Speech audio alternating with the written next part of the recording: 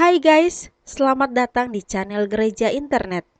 Jangan lupa klik tombol subscribe dan nyalakan lonceng pemberitahuan supaya kamu bisa mendapatkan pengajaran setiap minggunya tentang kebenaran yang alkitabiah. Klik subscribe itu nggak bayar guys, tapi dengan klik subscribe kalian baru saja mendukung Gereja Internet supaya terus dapat berkembang di dunia YouTube.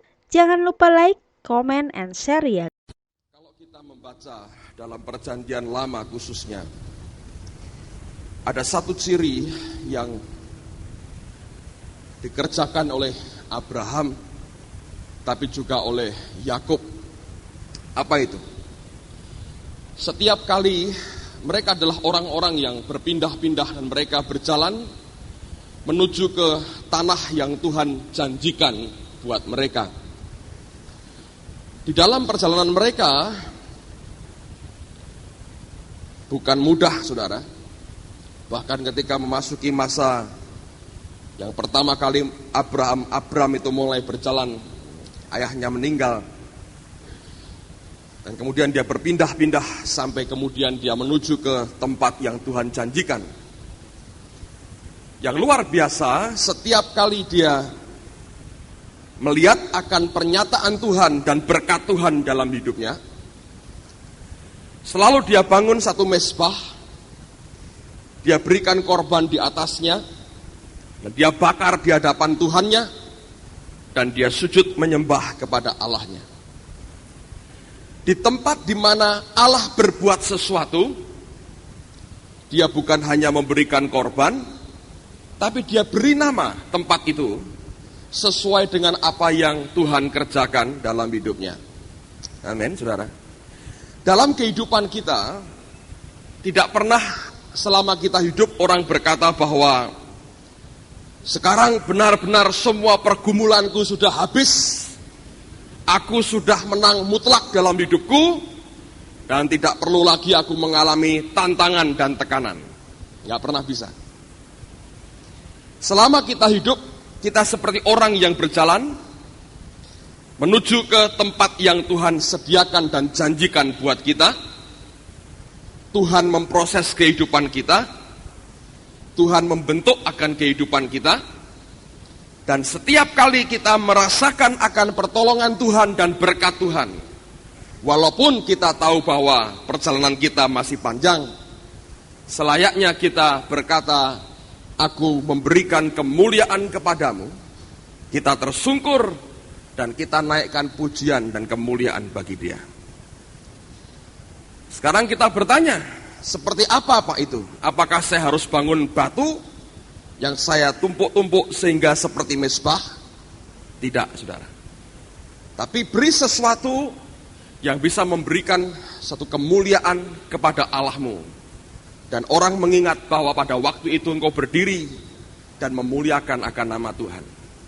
Saya mendorong setiap jemaat yang ada, setiap kali Tuhan itu menunjukkan kemurahannya, pertolongannya dan berkatnya dalam kehidupan kita. Sekalipun jalan kita masih panjang, berani dan jadikan sebagai kebiasaan untuk bisa memuliakan Tuhan dengan apa yang hari ini Allah sudah berikan dalam kehidupan kita. Anda bersaksi, Anda muliakan nama Tuhanmu, Anda deklarasikan kebaikannya, nyatakan bahwa ini loh Tuhanku luar biasa. Kalau itu menjadi kebiasaan dalam hidup kita, kita akan diajar untuk bagaimana bisa mengucap syukur dalam segala perkara. Ketika berkat yang sepertinya kecil kita terima, kita bersyukur. Tuhan yang maha baik akan melipat gandakannya untuk kemuliaan namanya, tapi juga karena Dia senang kalau kita diberkati. Amin, saudara. Biasakan dalam hal yang paling simpel, yang paling kecil, kita membangun mezbah untuk kemuliaan nama Tuhan. Hati Bapa yang merasa kita berikan terima kasih dan syukur akan senang dengan cara hidup anak-anaknya seperti ini. Amin, saudara. Nah, mari sekarang buka Alkitab bersama dengan saya, Mazmur pasal yang ke-77. Mazmur pasal yang ke-77. Yang pertama coba mari perhatikan pada ayat yang pertama sampai dengan ayat yang ke-7. Mazmur 77 ayat yang pertama sampai dengan ayat yang ke-7. Ada di rumah saya anjurkan saudara baca dua pasal ini, 77 dan 78. Anda baca seluruhnya dan saudara akan menemukan akan banyak hal yang luar biasa dari apa yang Asaf ini sampaikan. Mazmur 77 mulai ayat yang pertama sampai dengan ayat yang ke-7. Untuk pemimpin biduan menurut Yedutun, Mazmur Asaf. Aku mau berseru-seru dengan nyaring kepada Allah, dengan nyaring kepada Allah supaya ia mendengarkan aku. Pada hari kesusahanku aku mencari Tuhan. Malam-malam tanganku terulur dan tidak menjadi lesu. Jiwaku enggan dihiburkan. Apabila aku mengingat Allah maka aku mengerang. Apabila aku merenung, makin lemah lesulah semangatku. Selah. Engkau membuat mataku tetap terbuka. Aku gelisah sehingga tidak dapat berkata-kata. Aku memikir-mikir hari-hari zaman purbakala. Tahun-tahun zaman dahulu aku ingat. Aku sebut-sebut pada waktu malam dalam hatiku. Aku merenung dan rohku mencari-cari. Saudara, ini ungkapan dari seseorang yang dia berkata dengan jujur, merupakan orang yang sedang menghadapi akan hari kesusahannya. Dia mengalami kelesuan dan dia mengalami akan kesusahan dalam hidupnya. Tapi orang ini spesial sekali. Orang yang bernama Asaf ini spesial sekali. Dan dari hasil pergumulannya ketika hari kesusahannya tiba, dia bahkan mampu memberikan pernyataan yang begitu dahsyat. Suatu pewahyuan akan bagaimana sebenarnya anak Tuhan ketika hari kesusahannya tiba, ketika pergumulan, ketika tantangan dalam hidupnya itu muncul, dan apa yang dia alami bersama dengan Tuhannya, oleh dorongan roh Allah ditulis dalam suatu kidung pujian, dinyanyikan dan diajarkan kepada orang Israel dengan tujuan supaya apa yang dialami Asaf ini juga dialami oleh anak-anak Tuhan yang lain, termasuk saudara dan saya pada pagi hari ini. Jadi kalau setiap kita menghadapi akan hari kesusahan kita, ada satu pola yang juga Allah ajarkan kepada kita, bagaimana kita bersikap dan bagaimana kita menghadapi semuanya ini. Saya perhatikan dalam dunia ini ada banyak dan bermacam-macam orang. Ada jenis orang-orang yang masa bodoh. Orang ini susah atau tidak susah, makan tetap banyak, tidur tetap nyenyak, saudara. Tidak urusan dia susah atau enggak susah, tidak peduli. Orangnya tenang sekali dan itu karena sikap masa bodohnya dia. Ada yang seperti itu. Memang ada orang yang rohnya kuat sehingga tetap bersuka cita dan tidak mengalami gangguan apa-apa. Tapi ada orang yang begitu gampang terserang pada pikirannya. Nah biasanya teman-teman ini akan mengalami seperti yang dialami Asaf. Dia berkata, engkau membuat mataku terjaga dan tidak tidur. Sepanjang malam dia merenung dan dia merenung. Makin diingat-ingat makin susah hatinya. Makin kepikiran, makin berat tekanannya. Tapi orang ini punya keistimewaan. Nah ini yang saya mau bagikan buat saudara. Apa keistimewaannya? Luar biasa, pada ayat yang ke-7, dia berkata begini. Aku sebut-sebut pada waktu malam dalam hatiku. Aku merenung dan rohku mencari-cari. King James menerjemahkan begini.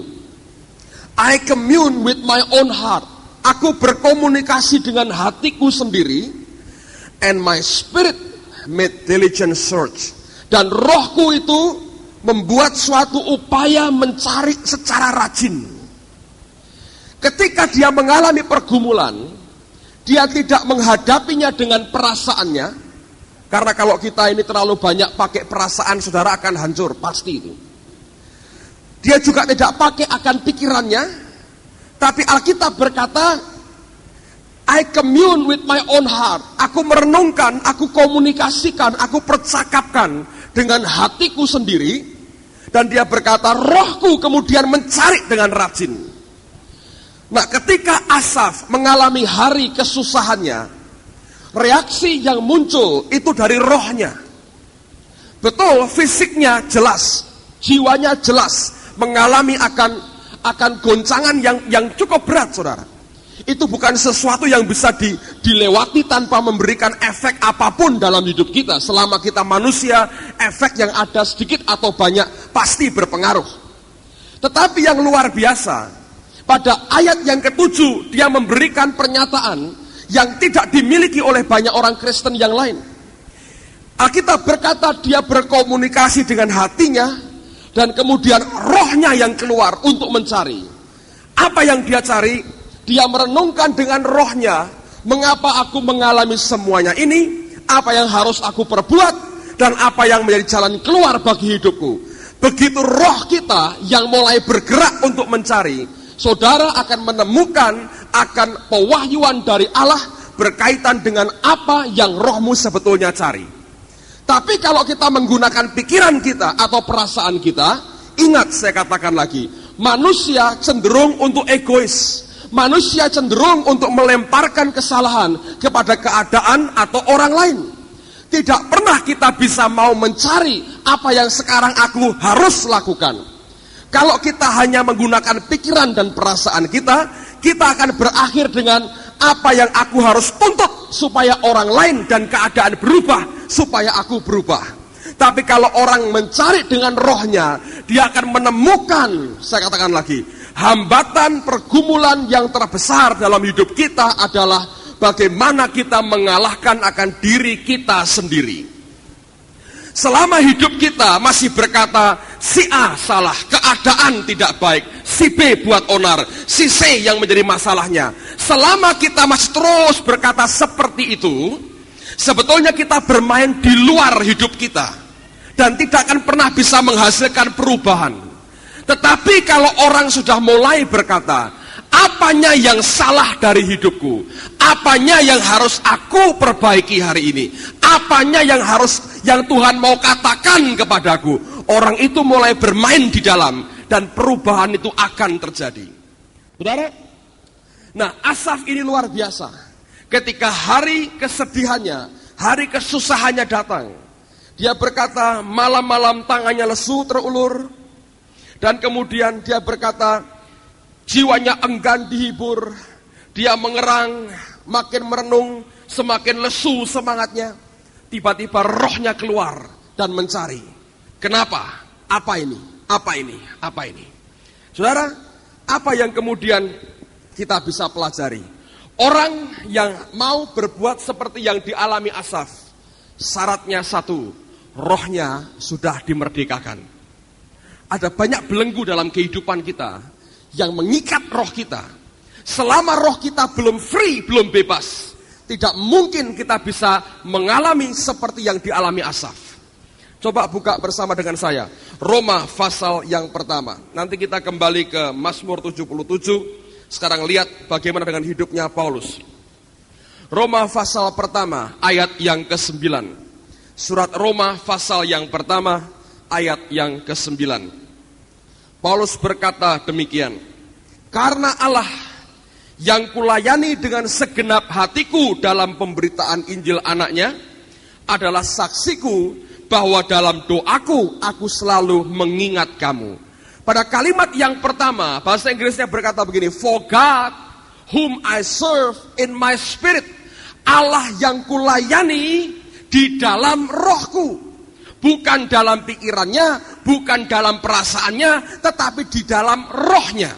Nah, orang yang bisa berkata seperti Paulus, yang berkata, for God whom I serve in my spirit, Allah yang kulayani di dalam rohku. Orang ini rohnya free, rohnya bebas, tidak terikat oleh kedagingannya, tidak terikat oleh perasaannya, tidak dibungkus oleh pikirannya.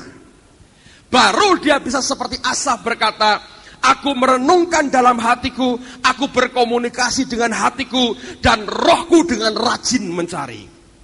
Saudara sekalian, hal yang pertama yang saya mau sampaikan pada pagi hari ini adalah, kalau kita ingin hidup berkemenangan, Mulai segala sesuatu dengan roh kita, bukan dengan pikiran ataupun perasaan kita. Karena pikiran dan perasaan kita begitu rapuh dan labil sekali. Engkau tidak akan pernah bisa bertahan kalau hidup kita hanya bergantung dengan apa yang pikiran dan perasaan kita mau kerjakan. Nah, dalam pergumulannya, apa yang Asaf temukan? Apa yang ditemukan oleh rohnya? Nah, mari kita pelajari apa yang ditemukan oleh rohnya. Saya lihat ada 3 hal penting, ada banyak sebetulnya. Tapi saya mau bagikan 3 hal penting pada pagi hari ini. Apa yang didapat oleh rohnya ketika dengan rajin, artinya sesuatu yang tidak seketika dia bisa temukan. Dengan rajin dia telusuri dengan rohnya. Kenapa? Apa ini? Apa ini? Apa yang Tuhan maksudkan? Dan ternyata ketika rohnya mencari, Allah memberikan pewahyuan yang luar biasa. Saya tulis ada 3 hal yang penting yang saya mau bagi buat saudara. Ketika hari kesusahan tiba, ketika hari pergumulan tiba, apa yang kita perlukan? Yang pertama, lihat pada ayat yang ke-12 sampai dengan ayat yang ke-21. Ini hal yang pertama yang ditemukan oleh Asaf. Aku hendak mengingat perbuatan-perbuatan Tuhan. Ya, aku hendak mengingat keajaiban-keajaibanmu dari zaman purbakala. Aku hendak menyebut-nyebut segala pekerjaanmu dan merenungkan perbuatan-perbuatanmu. Ya Allah, jalanmu adalah kudus. Allah manakah yang begitu besar seperti Allah kami? Engkaulah Allah yang melakukan keajaiban. Engkau telah menyatakan kuasamu di antara bangsa-bangsa. Dengan lenganmu engkau telah menebus umatmu, Bani Yakub dan Bani Yusuf. Selah. Air telah melihat engkau, ya Allah. Air telah melihat engkau, lalu menjadi gentar. Bahkan samudra raya gemetar. Awan-awan mencurahkan air. Awan gemawan bergemuruh. Bahkan anak-anak panahmu beterbangan. Deru gunturmu menggelinding. Kilat-kilat menerangi dunia. Bumi gemetar dan bergoncang. Melalui laut jalanmu, dan lorongmu melalui muka air yang luas. Tetapi jejakmu tidak kelihatan. Engkau telah menuntun umatmu seperti kawanan domba dengan perantaraan Musa dan Harun.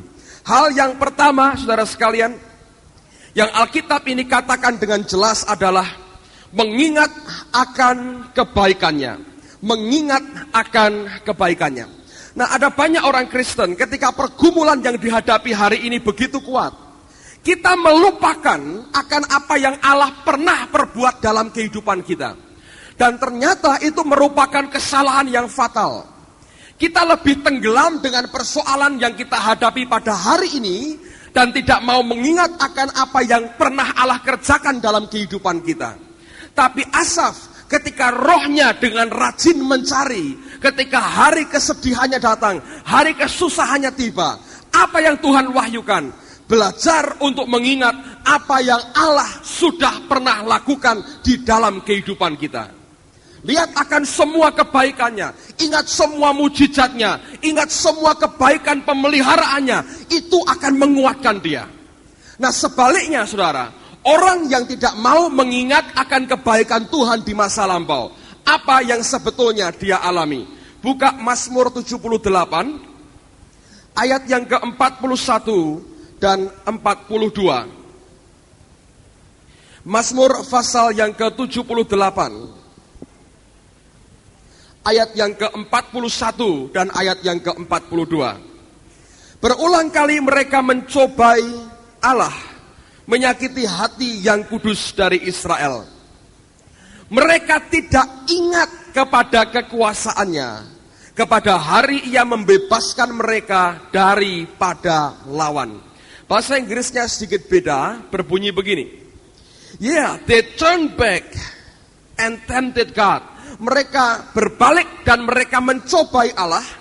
Dan dikatakan, and limited, membatasi the Holy One of Israel.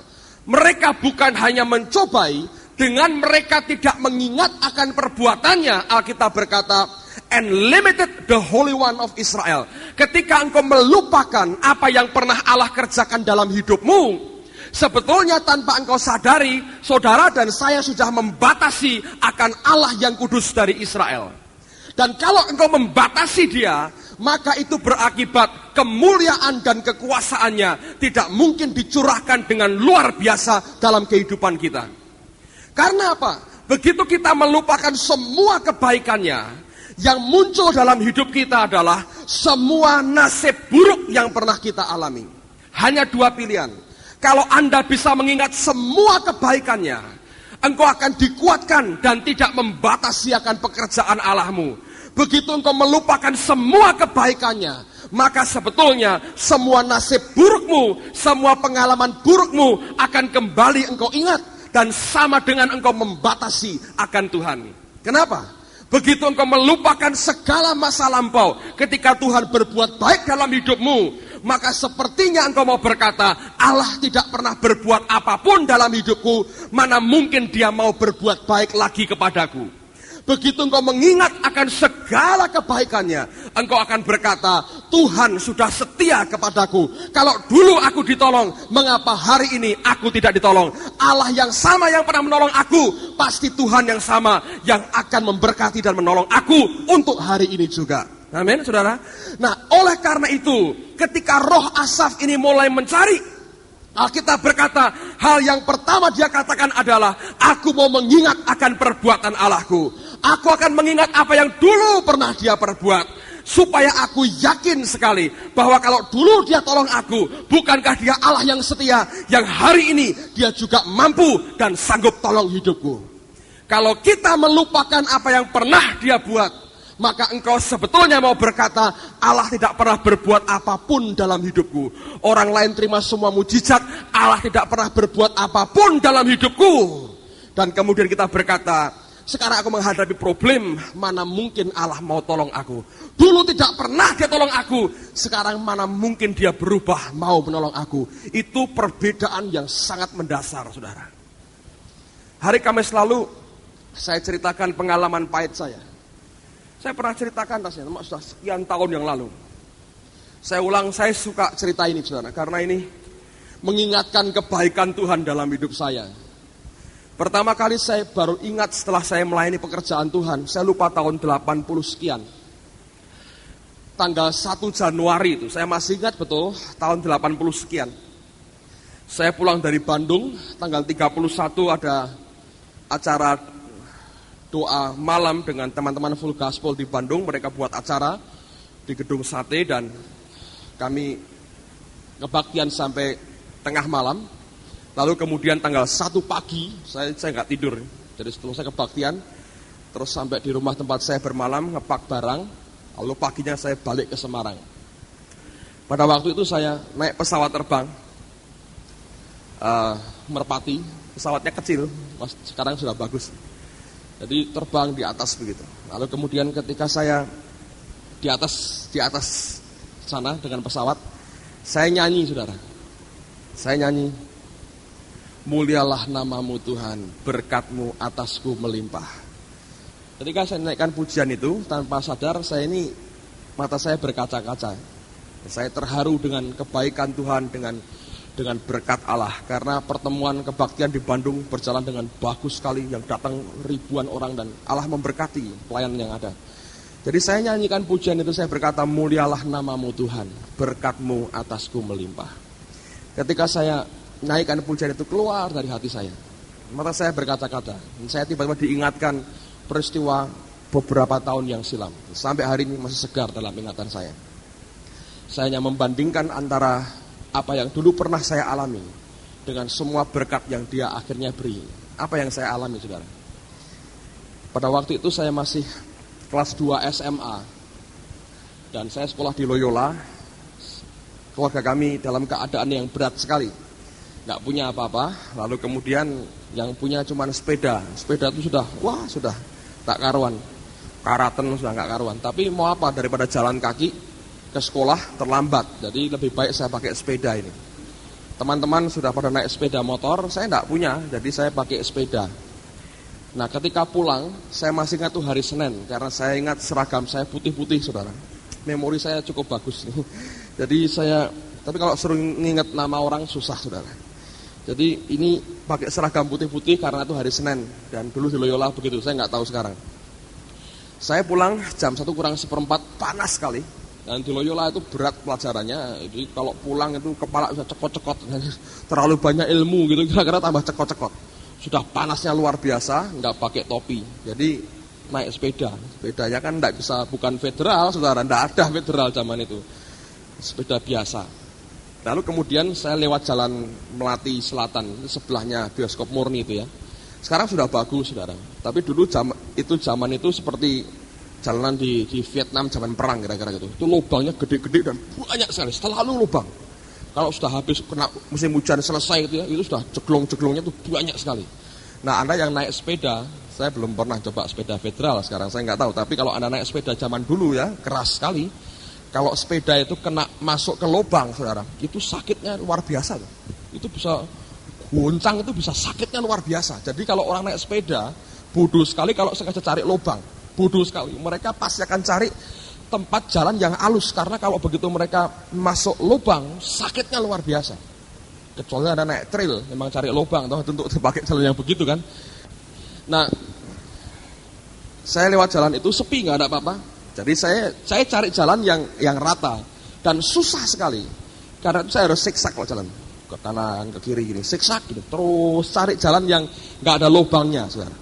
Panas sekali, capek, lapar, haus, pengen segera pulang karena hari itu pelajaran berat sekali. Jadi akhirnya saya cari jalan, tapi nggak cepat, saudara. Kalau sudah masuk lubang, waduh sakitnya luar biasa. Jadi saya mesti hati-hati cari jalan yang enak begitu. Sampai di tengah-tengah jalan gitu ya. Dari belakang saya dengar ada deru mobil, saya noleh, hardtop, saudara. Saya masih ingat warnanya, hardtop. Dari jauh kencang sekali dia. Nah, ini Jeep hardtop itu kalau kena itu hanya goyang sedikit kan, dia bel dari jauh, din din din din. Saya pikir ya udah nggak apa-apa, kamu ngebel ya, kamu kan jalan masih banyak. Mak saya ini di tengah nih.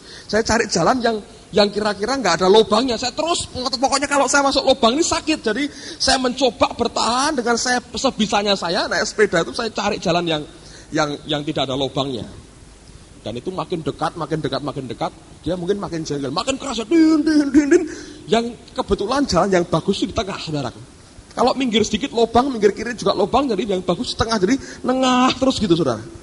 Waduh, sampai akhirnya sudah dekat sekali, saya nggak ada pilihan lain kecuali saya minggir ke kanan, dan saya kemudian coba berusaha lagi, dan ini ngetrail lagi, sepedanya gitu kan, kalau kena lubang banyak, jadi masuk ke lubang lagi, dan ini mobil itu mepet sekali. Terus yang pegang setir ini buka kaca jendelanya. Saya pikir kok dibuka gitu, apa mau ngajak, ayo tukar dah. Gitulah, kalau gitu ya saya senang aja, saudara ya, walaupun belum bisa nyetir, kalau tukar mau saya. Atau haleluya, atau ini ada duit, atau beli es, atau apa, itu mungkin bagus. Dia buka kaca jendelanya, keluarkan kepalanya gitu, saudara. Apa yang dia buat? Cuk! Dan tepat. Terus ngebut ya. Mau diapain? Mau maki, ketika saya bertobat, perbendaharaan makian saya itu hapus semua. Kena delete komputer, hilang, saudaraku. Habis semua. Nggak ada. Saya mau kejar, hardtop dikejar sepeda, kena lubang aja sakit, masa mau nekat ngejar. Kalau ketangkap juga mau diapain? Waduh, itu pengalaman yang luar biasa. Hebatnya itu orang, itu tepatnya luar biasa itu, saudara. Itu bisa tepat. Ditambah dengan semepure sedikit gitu. Waduh, itu yang sakit di sini, saudara. Luar biasa. Saya nangis di depan Tuhan. Kok begini Tuhan? Nggak ada jawaban. Dibiarkan. Nggak ada jawaban. Tapi ketika waktu berjalan. Hari ini ketika saya ingat peristiwa itu, saya hanya berkata, Tuhan itu baik, saudara. Allah itu merciful. Tuhan itu luar biasa. Saya nggak perlu ngetrail lagi pakai sepeda, saudara. Nggak perlu lagi. Bukankah dia baik? Amin. Kalau saya lupakan semuanya itu, saya bodoh sekali. Sebab setiap kali saya ingat akan hal itu, saya tahu satu perkara. Dia baik dan dia setia dalam kehidupan saya. Ketika menghadapi pergumulan demi pergumulan, tantangan apapun, setiap kali saya ingat peristiwa itu, saya tahu satu perkara. dia baik. Saya mau beritahu saudara, kalau hari ini engkau di bawah dengan Tuhanmu, belum tentu 3 tahun lagi engkau di bawah yang sama. Dia bisa angkat engkau tinggi. Ngerti saudara? Asaf belajar. Aku mau ingat perbuatan yang baik dari Allahku. Dia ingat bagaimana Allah bawa umatnya keluar dari Mesir. Dibelah laut. Jalan. Luar biasa. Dia berkata, kalau dulu dia begitu luar biasa, pada hari kesusahanku, aku mau ingat terus semua berkat, kemuliaan, kesetiaan yang dia pernah tunjukkan dalam hidupku. Pada waktu engkau ingat semuanya itu, rohmu kuat kembali. Allah, rekornya hebat dalam hidupku. Engkau bisa cerita 2 hari 3 malam dan tidak pernah bisa habis. Apa itu? Perbuatan yang baik dari Tuhanmu dalam kehidupan kita. Amin, saudara. Ketika rohnya mencari, Allah mewahyukan ini jelas kepada hidupnya. Tapi ketika saudara melupakan kebaikannya pada masa lampau, dengar, engkau membatasi Allah yang maha mulia.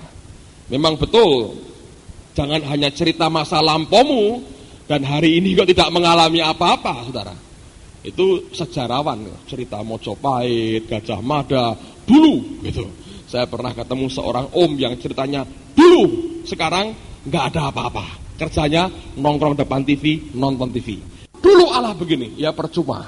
Kalau hanya dulu, sekarang tidak ada apa-apanya, juga nggak ada gunanya. Tapi ketika rohnya mencari, artinya orang ini kuat rohnya. Dia cari dengan rajin, Allah mewahyukan.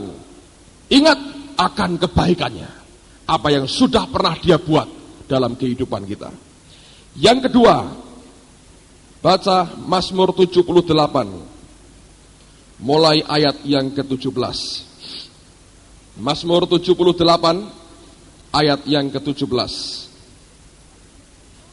Tetapi mereka terus berbuat dosa terhadap dia, dengan memberontak terhadap yang maha tinggi di padang kering. Mereka mencobai Allah dalam hati mereka, dan meminta makanan menurut nafsu mereka.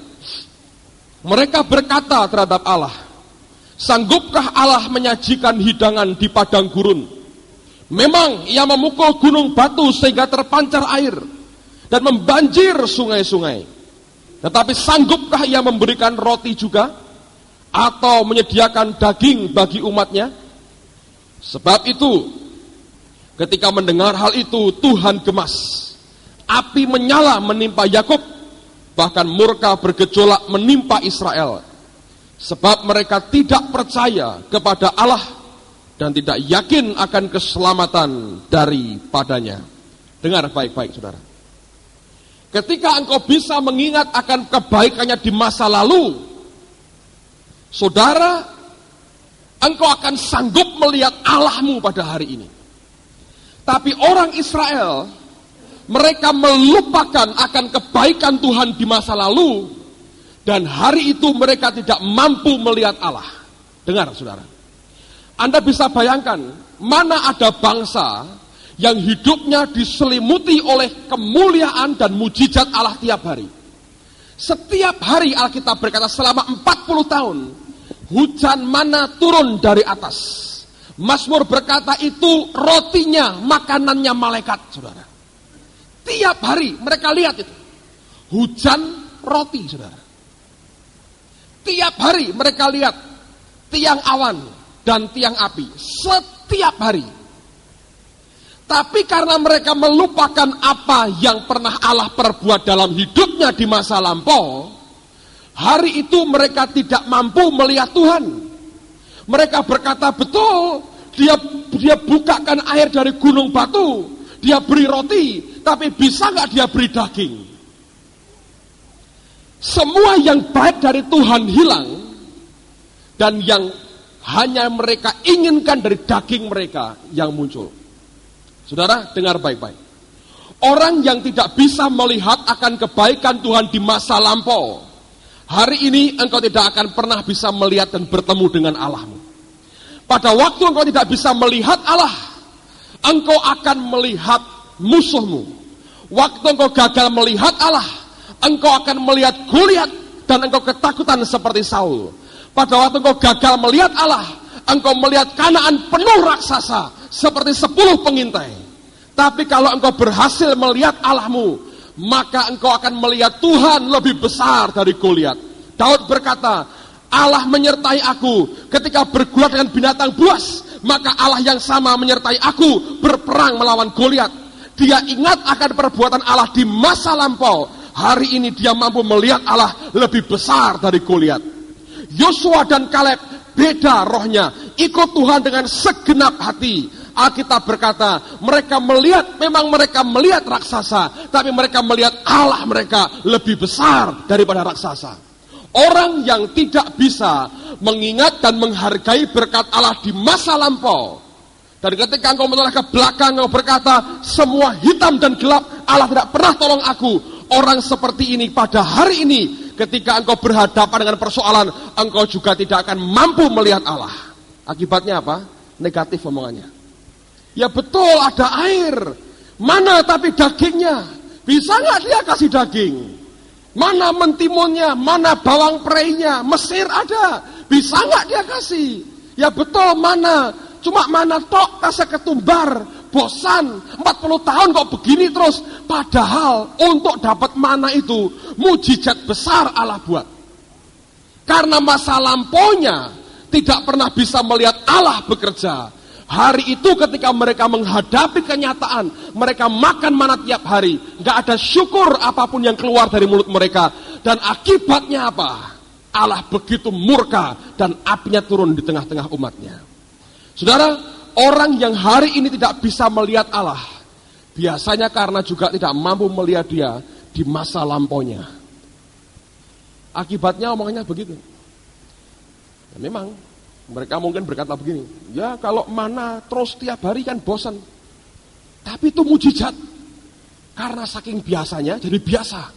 Tapi itu mujizat, saudara. Rotinya malaikat dikasih. Mungkin kalau sekarang ya orang berkata, ya kalau mana tok ya jangan. Mana isi keju hari ini gitu. Hari berikutnya mana isi coklat gitu. Minggu depan mana isinya sosis dan ham gitu. Itu kan buatanmu sendiri, saudara. Allah memberi seperti yang dia mau. Dan kita berkata, masa hanya itu? Tapi lihat beda dengan yang diucapkan oleh Paulus. Ini orang yang luar biasa. Buka 2 Korintus pasal 4. Lihat bedanya, beda sekali. 2 Korintus pasal yang keempat. Ayat yang ke-8 dan ayat yang ke-9. Lihat bedanya. Orang Israel berkata, betul ada air, mana dagingnya? Kan begitu. Lihat akan Paulus. Beda sekali. 2 Korintus 4 ayat 8. Dalam segala hal kami ditindas, namun tidak terjepit. Kami habis akal, namun tidak putus asa. Kami dianiaya, namun tidak ditinggalkan sendirian. Kami dihempaskan, namun tidak binasa. Luar biasa. Nah, kalau kita seperti orang Israel, ngomongnya, bacanya dibalik, saudara. Ayat 8. Ya betul, nggak sampai putus asa, tapi ditindas terus. Tapi memang dia nggak sampai putus asa, nggak frustasi, nggak. Nah, tapi ditindas terus tuh, megah tuh, orang udah ditindas terus. Ya betul, nggak sampai frustrasi, tapi terus ditindas. Terakhirnya itu jelek, saudara. Ya betul, dia baik, tapi. Nah, tapinya ini merusak kebaikan yang pertama, ngerti? Kalau Paulus beda. Kami ditindas, tapi tidak habis akal. Nggak terjepit.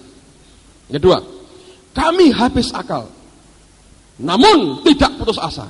Ya memang, nggak putus asa saya. Nah, tapi habis akal tuh, mikir nggak bisa lagi tuh. Nggak enak tuh, nggak bisa mikir. Memang nggak sampai habis akal ya, masih bisa. Kalau makan, ngakali sedikit-sedikit orang, masih bisa. Tapi ya gimana, nggak enak tuh, nggak habis akal. Sudah ente-entean akal saya nih, tinggal koretan akalnya begitu. Yang terakhirnya itu negatif. Nah saudara, ini kelompok yang mana itu? Orang Israel atau Paulus? Lagi supaya jelas. Ayat yang ke-9. Kami dianiaya, namun tidak ditinggalkan sendirian. Nah, omongnya kalau kita gini, ya betul, nggak sendirian. Tapi digebuki, dianiaya, dimaki-maki terus tuh piye? Sing tahan sopo? Ya ndak sendirian, ada koncone dampingi ya, tapi terus-terusan itu piye? Nah enak tuh. Beda kan saudara? Ngerti? Ngerti nggak bedanya? Beda sekali. Lagi sekali lagi saudara. Kami dihempaskan, namun tidak binasa. Ini seperti gini. Ya memang nggak sampai kelenger, dibantingi terus tapi dihempaskan, dibanting saudara. Ya nggak sampai mati enggak. Tapi dibantingi terus, yang kuat siapa? Beda. Anda boleh gunakan kata yang sama, tapi cara ngomongnya beda, saudara. Ngerti? Ayo, saudara yang mana? Kalau engkau tidak bisa melihat Allah, engkau akan lihat Goliat. Kalau engkau tidak bisa melihat Tuhan, di Kanaan kau lihat raksasa. Dan pulang kau bawa berita yang meresahkan semua rakyat. Dan Paulus berkata dalam surat Roma yang sama, terima orang yang lemah imannya dan jangan dengarkan, jangan pertimbangkan, jangan percakapkan pendapatnya. Belajar, ingat akan masa lampau, lihat kebaikan Tuhan, luar biasa. Maka hari ini engkau akan sanggup melihat Allah. Ketika engkau sanggup melihat Allah, tidak ada raksasa, tidak ada Goliat, tidak ada tantangan yang besar yang bisa engkau lihat. Yang kau lihat adalah Allah yang besar. Dan cara bicara kita akan beda, saudara. Amin. Ini yang terakhir. Buka Mazmur 78. Balik ke Mazmur 78. Ayat yang ke-32 dan ayat yang ke-33. Kalau saudara tidak bisa menyelesaikan dua hal yang pertama tadi, nah ini akibatnya. Mazmur 78 ayat 32 dan 33. Sekalipun demikian mereka masih saja berbuat dosa dan tidak percaya kepada perbuatan-perbuatannya yang ajaib. Sebab itu ia membuat hari-hari mereka habis dalam kesia-siaan dan tahun-tahun mereka dalam kekejutan. Amplified mengatakan dalam teror dan sudden haste, keterkejutan. Teror dan keterkejutan. Harusnya kalau kita bisa mengingat akan apa yang pernah dia buat di masa lampau, engkau bisa bersyukur, engkau kuat. Hari ini ketika hari kesusahan tiba, engkau sanggup melihat Allahmu dan engkau berkemenangan. Begitu engkau melihat Allahmu, maka sebetulnya akan membuat engkau percaya kepada Dia. Saudara, tapi kalau tidak, Alkitab berkata, sebab itu ia membuat hari-hari mereka habis dalam kesia-siaan. Umur kita akan bertambah, tapi buah kita tidak akan tambah masa. Sepertinya kita habiskan hidup kita dengan sia-sia dan tidak ada hasil apapun yang bisa dipetik dari kehidupan kita. Saudara, saya mau katakan, seringkali orang yang berulang tahun itu memikirkan sesuatu dalam pengertian aku mau pesta apa, dikasih kado apa, ini nanti ngundang siapa, begitu. Sebetulnya bukan. Setiap kita berulang tahun, biasakan begini, renungkan harimu, tarik ke belakang dan lihat apakah engkau sudah isi hidupmu dengan sesuatu yang berkenan di hadapannya, atau sebetulnya hidupmu hanya berlalu sia-sia tanpa ada gunanya, saudara. Dan saya mau katakan, waktu itu berjalan begitu cepat. Umur saya sudah tambah panjang, tambah banyak. Sudah bukan anak muda lagi, rupanya, saudara. Image di luar masih, ini anak-anak muda. Saya tidak muda lagi. Bulan depan umur saya sudah banyak, saudara. Ya. Kita semua harus merenungkan akan, dan waktu setahun itu cepat sekali. Saya masih ingat tahun lalu anak-anak pelajar ini buat surprise buat saya diundang, semua diundang. Saya pikir kenapa diundang. Memang saya tahu tuh hari ulang tahun saya, cuman saya nggak pernah siaran-siaran. Dan tiba-tiba muncul lagi sudah, hampir setahun. Itu kotak apa? Keranjang apa? Yang diberi masih ada. Pakai untuk yang lain. Cepat sekali setahun. Dan itu membuat kita merenung apa yang sudah kita kerjakan selama ini. Saya masih ingat ketika Pak Adi itu mulai sangkakala, kami bergabung itu hampir seumur saya bulan depan ini, saudara. Ketika dia pertama mulai ngumpul-ngumpulkan anak-anak, kira-kira seumur itu. Saya tiba-tiba hari ini saya bulan depan sudah seumur seperti dia sekian belas tahun yang lalu. Sekarang dia tambah tua, enggak tetap saudaraku ya. Tapi saya melihat, dulu saya panggil dia Pak Adi gitu ya. Saya pikir saya anak muda, dia orang tua. Sekarang saya sudah orang tua loh saudara. Betapa cepatnya waktu itu berjalan. Belajar, hitung apakah hari-hariku itu sia-sia atau berbuah banyak. Kalau kita tidak pernah bisa ingat akan apa yang dia buat pada waktu yang lalu, hari ini kau tidak pernah bisa ketemu Tuhan. Waktu kau tidak ketemu Tuhan, Alkitab berkata kau tidak mungkin percaya. Waktu kau tidak percaya, hari-harimu akan sia-sia. Tapi kalau ada orang yang berani percaya, saya tahu kemuliaannya luar biasa. Saya akhiri dengan ini, saudara. Setiap Senin saya terima laporan berapa persembahan yang masuk dan sebagainya. Saya terima laporannya lengkap. Lalu Senin lalu dilaporkan dan itu membuat kena di hati saya. Saya nggak nyebut nama, mungkin ada di antara saudara. Tapi saya mau sampaikan ini sebagai rasa penghargaan saya, appreciate saya yang besar. Apa yang Anda buat. Dan mungkin yang lain perlu mengerti. Ada seorang saudara memberi sepasang anting-anting. Ditaruh di kertas gitu ya, karton agak tipis. Dia masukkan. Dan dia beri catatan kecil. Kira-kira bunyinya begini. Intinya begini, saya nggak ada uang untuk memberi perpuluhan. Ini yang ada pada saya persembahkan. Ketika saya baca itu saudara, kena di hati saya. Dan boleh dibilang setiap bulan itu mesti ada orang-orang seperti itu. Dengan kira-kira kalimat-kalimat yang sama. Saya nggak ada uang, ini yang saya beri. Saya nggak ada uang lagi untuk persembahan atau perpuluhan. Ini yang ada pada saya beri. Saya bersyukur ada orang-orang yang belajar dan berani untuk percaya. Dalam ketidakberadaannya, Yesus menghargai. Ada orang kaya datang memberi persembahan. Ada janda miskin memberi uang sedikit. Tuhan berkata janda ini memberi lebih banyak dari orang kaya tadi. Karena memberi dari ketidakberadaannya. Saudara mengerti itu? Dan buat saya sebagai hamba Tuhan, tiba-tiba saya sadar sesuatu. Ada banyak orang yang cinta Tuhan di tempat ini. Lebih daripada diri mereka sendiri. Dan saya hanya bisa bersyukur kepada Tuhan. Karena itu memberikan kekuatan yang luar biasa. Sadar tidak sendirian. Sadar. Saya mau katakan buat saudara, Allah itu baik sekali. Dan sangat baik. Kemarin dalam kebaktian kaum muda saya katakan begini. Sudah kira-kira mungkin 3 minggu terakhir ini perasaan ini begitu kuat dalam hati saya. Setiap kali saya berdoa di kamar doa, saya tahu ada banyak orang yang berdoa di kamar doa, di bawah. Mereka berdoa, saya doa di kantor saya sendiri untuk menyiapkan untuk kebaktian. Dan selesai kebaktian juga saya buat yang sama.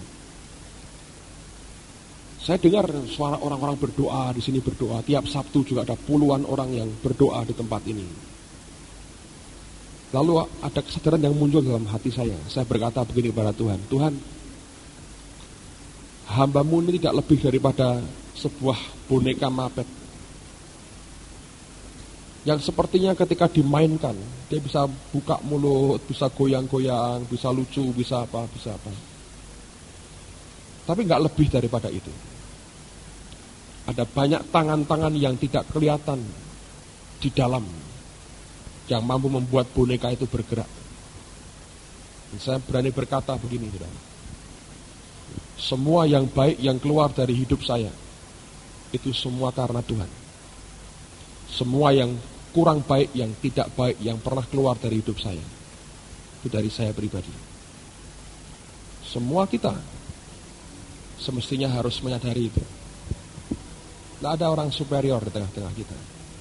Tidak ada superstar di tengah-tengah kita. Superstar kita cuma satu, Yesus Tuhan, saudara. Amin. Yang paling superior hanya satu, Yesus Tuhan. Tidak ada orang spesial. Bagian saya adalah saya harus menyerah dengan tangan yang menggerakkan saya, tangan Tuhan sendiri. Tapi dari mana tangan itu bisa bergerak? Ada tangan-tangan lain yang membuat tangannya itu bergerak. Itu orang-orang yang membayar dengan doa mereka. Setiap siang, setiap pagi, berdoa untuk pekerjaan Tuhan di tempat ini, berdoa buat saya, berdoa untuk pelayanan. Itu saja.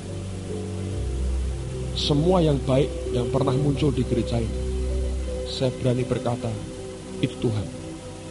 Semua yang tidak baik yang pernah keluar dari hidup saya, itu dari kedagingan saya, yang masih perlu dirubah, dan dirubah, dan dirubah. Ngerti saudara? Saya tidak mau ada orang yang melihat kepada manusia di tengah-tengah kita. Itu mendukakan hatinya.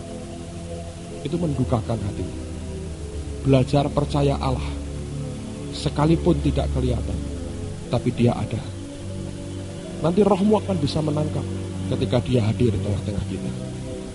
Saya berdoa pada pagi hari ini, biar roh kita diperdekakan, seperti Asaf mengalami kemerdekaan.